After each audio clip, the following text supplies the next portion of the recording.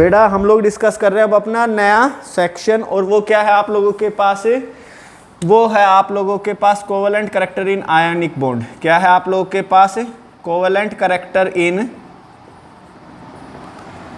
Ionic bond.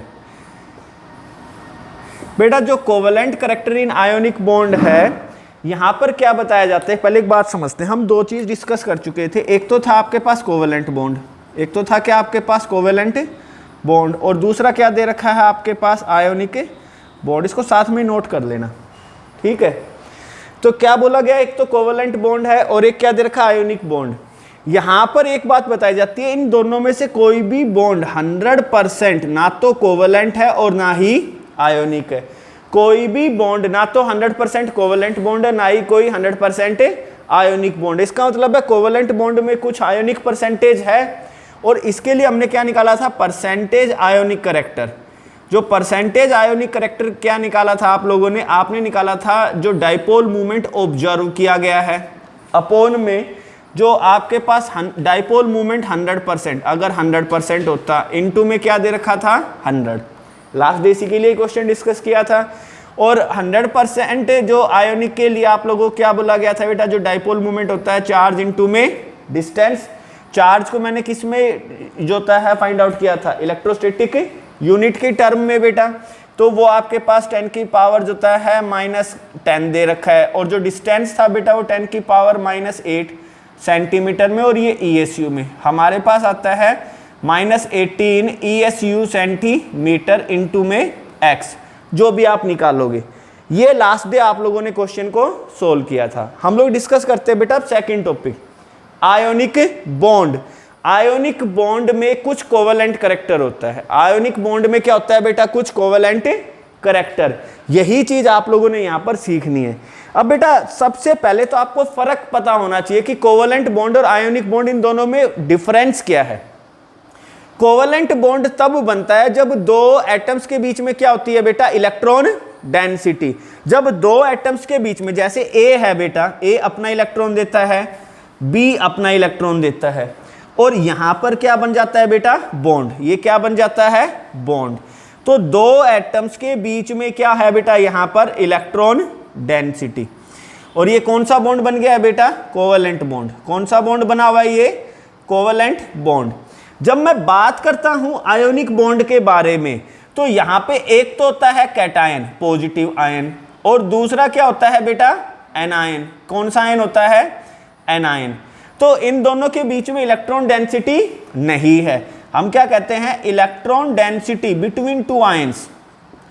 Electron density between two ions वो क्या है बेटा, नेग्लिजिबल है। वो क्या है बेटा, नेग्लिजिबल है। नोट डाउन कर लो इसको बेटा। तो यहां पर इलेक्ट्रॉन डेंसिटी क्या हो जाएगी आप लोगों के पास, नेग्लिजिबल। इलेक्ट्रॉन डेंसिटी अगर यहां पर नेग्लिजिबल है तो यहां पर क्या है, आयोनिक कैरेक्टर ज्यादा है। और बॉन्ड क्या है आपके पास, आयोनिक बॉन्ड। और क्या है बेटा आपके पास बॉन्ड, ये है आयोनिक बॉन्ड। तो ये केस मैंने आपको समझाया, एक तरफ तो था कोवेलेंट बॉन्ड, एक तरफ था आयोनिक बॉन्ड। इन दोनों के अंदर डिफरेंस क्या है, ये कहता है कि कोवेलेंट बॉन्ड वो बॉन्ड होता है, कोवेलेंट बॉन्ड वो बॉन्ड होता है जहां पे दो एटम्स के बीच में इलेक्ट्रॉन डेंसिटी होती है। और जबकि आयोनिक बॉन्ड कौन सा होता है बेटा, ये वो बॉन्ड होता है जहां पर दो आयंस के बीच में इलेक्ट्रॉन डेंसिटी नहीं होती। जहां पर दो आयंस के बीच में इलेक्ट्रॉन डेंसिटी नहीं होती। आपसे किसी ने कहा कि बेटा कोवेलेंट बॉन्ड को आयोनिक बॉन्ड में कन्वर्ट करो। क्या करो, कोवेलेंट बॉन्ड को किस में कन्वर्ट करो, आयोनिक बॉन्ड में। ऊपर वाला टॉपिक तो यही था। तो इसका मतलब है हमें इन दो एटम्स के बीच में से इलेक्ट्रॉन डेंसिटी क्या करनी है, घटानी है। इलेक्ट्रॉन डेंसिटी क्या करनी है, हमने घटानी है। जब आपके पास चार्जेस सेपरेट होते हैं, पार्शियल सेपरेशन, तो इलेक्ट्रॉन डेंसिटी दो एटम्स के बीच में से क्या होती जाती है बेटा, कम। तो इसका मतलब है इस बॉन्ड में से इलेक्ट्रॉन डेंसिटी कम हो जाएगी जब कोवेलेंट बॉन्ड किस में कन्वर्ट होना शुरू होगा बेटा, आयोनिक बॉन्ड के अंदर होगा। अब मेरे पास सेकंड टॉपिक है, और वो क्या है, आयोनिक बॉन्ड को किस में कन्वर्ट करना है बेटा, कोवेलेंट बॉन्ड में। जब मैं आयोनिक बॉन्ड को कोवेलेंट बॉन्ड में कन्वर्ट करने की बात कहता हूं तो मैं ये बात कर रहा हूं कि यहां इलेक्ट्रॉन डेंसिटी दो आयंस के बीच में नहीं है। जब मैं उसको कोवेलेंट कैरेक्टर में कन्वर्ट करूंगा तो उन दो के बीच में क्या लाने की कोशिश करूंगा, इलेक्ट्रॉन डेंसिटी। अगर उन दो आयंस के बीच में से इलेक्ट्रॉन डेंसिटी आएगी तो उस आयोनिक बॉन्ड में कोवेलेंट कैरेक्टर बढ़ता हुआ जाएगा, उन दोनों के बीच में से कोवेलेंट कैरेक्टर बढ़ता हुआ जाएगा। तो हमें अब सेकंड टाइप करना है और वो क्या करना है, आयोनिक बॉन्ड में कोवेलेंट कैरेक्टर को डिस्कस करना है। क्या डिस्कस करना है, आयोनिक बॉन्ड के अंदर कोवेलेंट कैरेक्टर। तो इसका मतलब है मुझे उन दो आयंस के बीच में इलेक्ट्रॉन डेंसिटी लेके आनी है। क्या लेके आनी है, इलेक्ट्रॉन डेंसिटी। तो आप अब यहां पर इसको कैसे एक्सप्लेन करते हैं, इस चीज को समझते हैं। हम लोगों के पास क्या कहा जाता है कि सबसे पहले टर्म होती है, यहां पे दो टर्म्स जो होता है लगातार आप लोगों से ओवरलैप होती हुई जाएंगी, इसलिए इस चीज को सीख लेना है। एक तो होता है पोलराइजिंग पावर। क्या होती है, एक पोलराइजिंग पावर, और दूसरी टर्म होती है पोलराइजेबिलिटी। क्या होती है, पोलराइजेबिलिटी। बेटा पोलराइजिंग पावर, पावर है ये क्या करने की, पोलराइज करने की। जो it is tendency, it is tendency of cation to distort electron cloud of anion. ये कैटायन की टेंडेंसी है कि वो एनायन के इलेक्ट्रॉन क्लाउड को क्या कर दे, डिस्टोर्ट कर दे, तोड़ दे। इसको आप लोगों ने कैसे समझा है बेटा, ये कैटायन है, कैटायन छोटा है, ये बेटा एनायन है। स्टार्टिंग में पोलराइजेशन नहीं है, इसकी पावर अगर होगी तो ये क्या करेगा बेटा,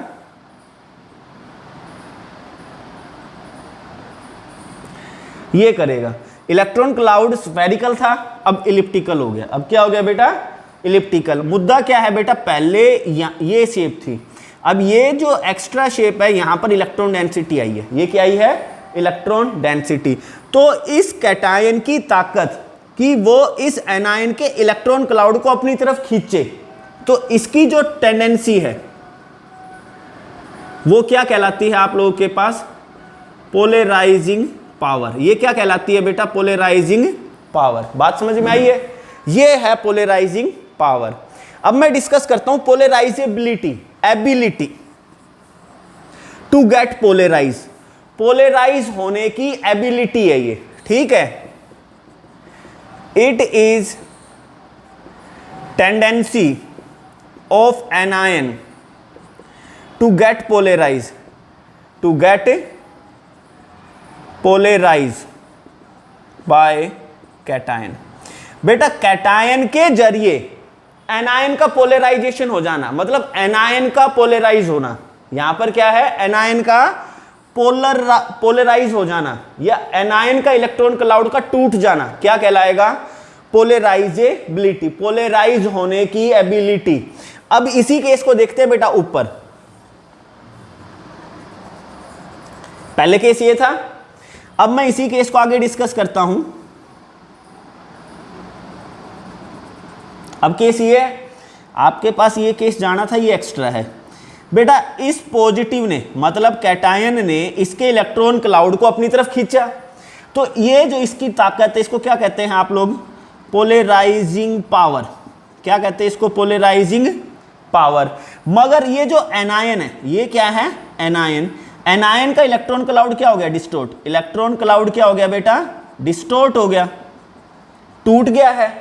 तो एनायन के इलेक्ट्रॉन क्लाउड के टूटने की एबिलिटी को क्या कहेंगे, इसको कहेंगे कॉल्ड पोलराइजेबिलिटी। इसको कहता हूं पोलराइजेबिलिटी। समझ में आई ये बात, क्या समझाया है आप लोगों को, दो टर्म आई हैं बेटा। कैटायन की तो टेंडेंसी इलेक्ट्रॉन लेने की, इलेक्ट्रॉन को खींचने की, पोलराइजिंग पावर। एनायन की टेंडेंसी है इलेक्ट्रॉन को देने की, पोलराइजेबिलिटी। ये पोलराइजेबिलिटी है। तो दो टर्म गई, polarising power, polarisability. Note down करें जल्दी से।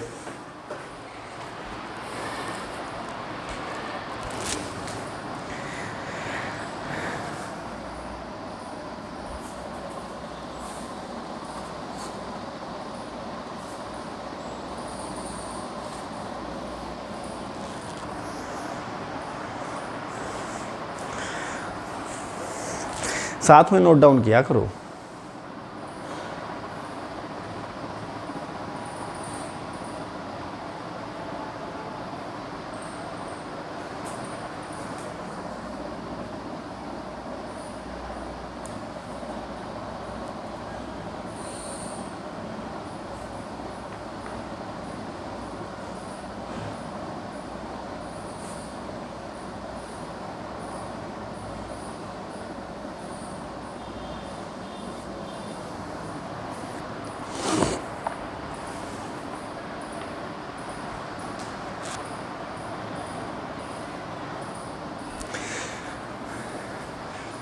अब आप लोगों के पास बेटा ये कॉन्सेप्ट आएगा कि वो ऐसी कौन सी कंडीशंस होंगी, क्योंकि बेटा आपके पास जो होता है पोलराइजिंग पावर कैटायन की है, पोलराइजेबिलिटी एनायन की है, मतलब हम आयोनिक बॉन्ड के बारे में बात कर रहे हैं।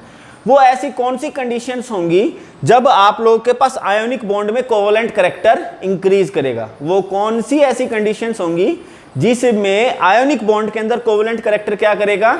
इंक्रीज। और इसे कौन बताएगा? फैजान रूल। इसे कौन बताएगा बेटा? फैजान रूल। फैजान रूल एक ऐसा रूल है जो मुझे आयोनिक बॉन्ड के अंदर क्या बताता है? Covalent character. वो क्या बताता है मुझे? Covalent character. अगर कैटायन की पोलराइजिंग पावर बढ़ती है तो कोवेलेंट कैरेक्टर बढ़ता है।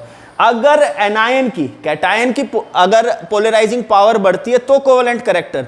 अगर एनायन की पोलराइजेबिलिटी बढ़ती है तब भी कोवेलेंट कैरेक्टर बढ़ता है। तो हमारे पास दो चीजें तो आ चुकी कि पोलराइजिंग पावर भी बढ़नी चाहिए, पोलराइजेबिलिटी भी बढ़नी चाहिए। यहां पर एक बोलता है कि अब पोलराइजिंग पावर कैसे बढ़ेगी, पोलराइजेबिलिटी कैसे बढ़ेगी, हम इन चीजों के ऊपर जाना है बेटा यहां पे। ठीक है, ये हमारे क्या होंगे यहां पे? Consequences.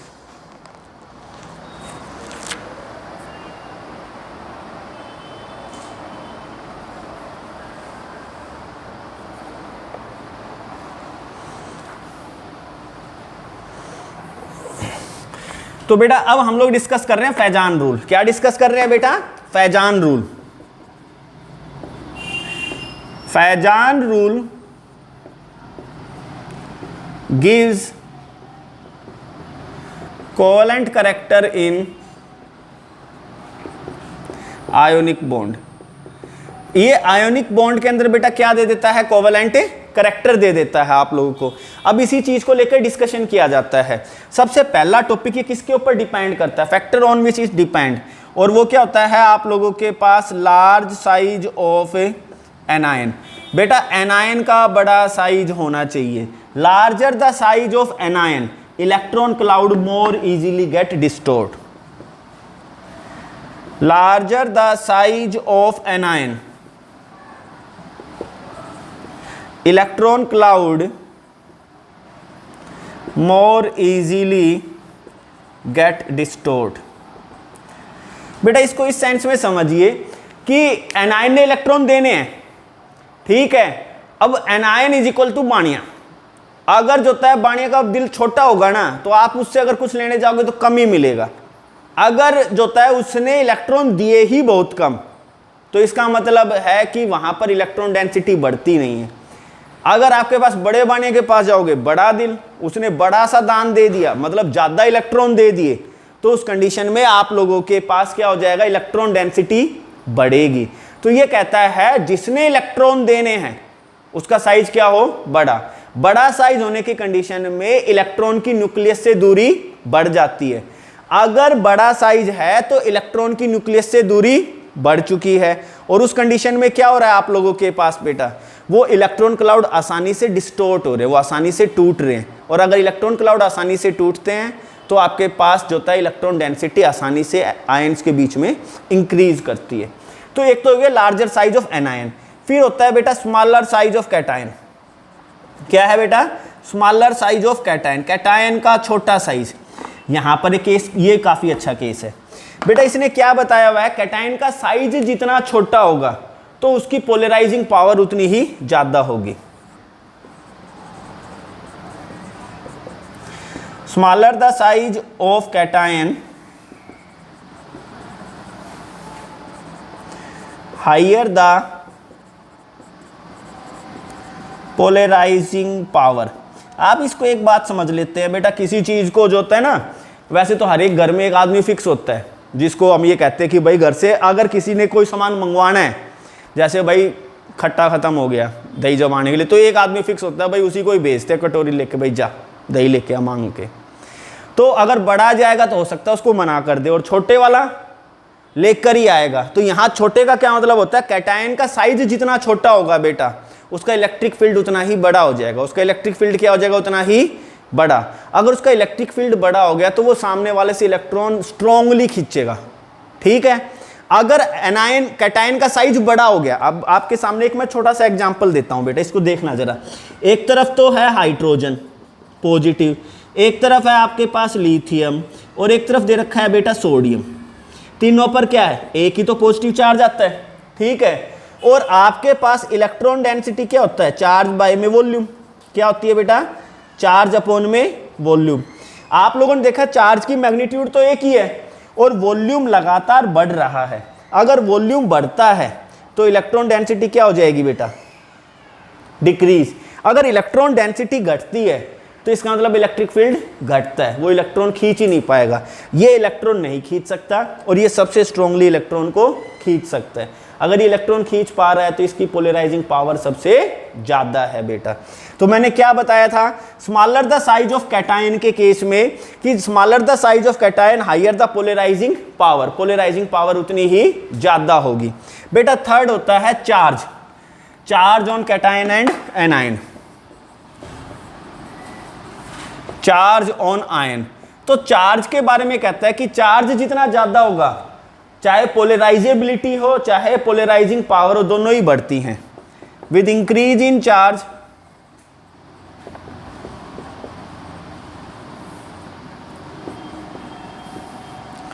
Polarisability and polarising power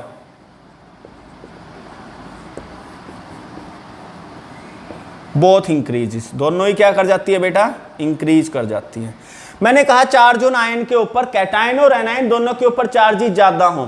cation पे चार्ज ज्यादा होगा तो वो आसानी से इलेक्ट्रॉन देगा, एनायन पर चार्ज जितना ज्यादा होगा वो आसानी से दूसरे के इलेक्ट्रॉन क्लाउड को अपनी तरफ खींच पाएगा। तो चार्ज की मैग्नीट्यूड दोनों ही सेंस में क्या होनी चाहिए, ज्यादा। और लास्ट होता है बेटा इलेक्ट्रॉनिक कॉन्फ़िगरेशन। क्या हो जाता है आप लोगों के पास, इलेक्ट्रॉनिक कॉन्फ़िगरेशन। अब आपके पास इलेक्ट्रॉनिक कॉन्फ़िगरेशन के ऊपर आता है कि pseudo noble 18 configuration, pseudo noble 18 configuration have more covalent character, have more covalent character than pseudo noble 8 electronic configuration. ये कहता है कि जिसके पास 18 इलेक्ट्रॉन हैं उसके अंदर कोवलेंट कैरेक्टर ज्यादा है कंपेयर टू उसमें जिसमें 8 इलेक्ट्रॉन है, कंपेयर टू उसमें जिसमें कितने इलेक्ट्रॉन है, 8 इलेक्ट्रॉन है। बेटा यहां पर तुम्हें एक फिर क्वेश्चन दे दिया मैंने और ये पूछ लिया कि out of HCl and NaCl which more covalent, which more covalent, इनमें से ज्यादा कोवलेंट कौन सा है? क्या आप बता सकते हो इनमें से ज्यादा कोवलेंट कौन सा है? बेटा देखिए यहां पर अगर आपका सॉल्यूशन आता है तो आप लोग देखते हैं सॉल्यूशन। देखिए मैं फर्स्ट लाइन में आंसर देता हूं, HCl more covalent than NaCl, than NaCl। यहां क्या बात बताई जाती है बेटा, देखिए एक तरफ तो हाइड्रोजन है और एक तरफ क्या है, क्लोरीन, एक तरफ सोडियम है और एक तरफ क्या दे रखा है, क्लोरीन। बेटा इस पे पॉजिटिव नेगेटिव, इस पे पॉजिटिव नेगेटिव। एनायन का साइज तो सेम ही है। कैटायन का साइज क्या कहते हैं, smaller the size of cation, मतलब मुद्दा क्या है, जितना कैटायन का साइज छोटा होगा उसकी पोलराइजिंग पावर ज्यादा होगी।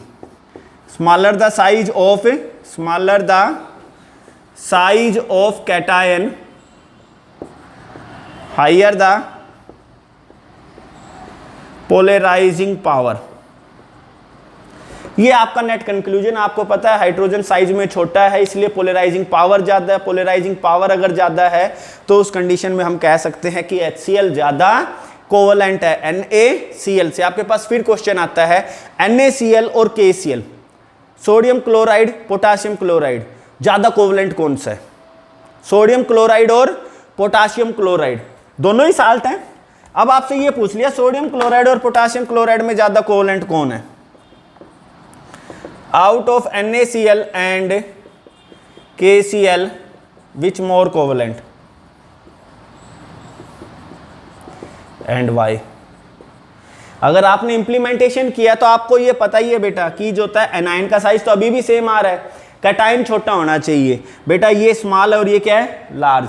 तो ये अगर स्मॉल है तो ये ज्यादा कोवलेंट है, तो NaCl मोर कोवलेंट देन KCl। तो इसका क्वेश्चन का मतलब क्या निकल के आता है बेटा? इनमें से कौन सा ऐसा है जो नॉन पोलर सोलवेंट में घुल सकता है? NaCl ज्यादा घुल सकता है क्योंकि ये ज्यादा कोवलेंट है, और KCl कम घुलेगा क्योंकि ये ज्यादा आयोनिक है। जो आयोनिक सॉलिड्स होते हैं वो किस में घुलते हैं? पोलर सोलवेंट में। वो किस में घुलते हैं बेटा? पोलर सोलवेंट में। और जो कोवलेंट करैक्टर वाले कंपाउंड्स होते हैं वो किस में घुलते हैं? वो होते हैं नॉन पोलर में। तो ये नॉन पोलर में ज्यादा डिजोल्व होता है कंपेयर टू, कंपेरिजन है ये सिर्फ, कंपेयर टू KCl। तो ये टॉपिक था, कुछ एक क्वेश्चंस हैं जिसको डिस्कस किया जाएगा, तो इन चीजों को तैयार कर लें, ठीक है।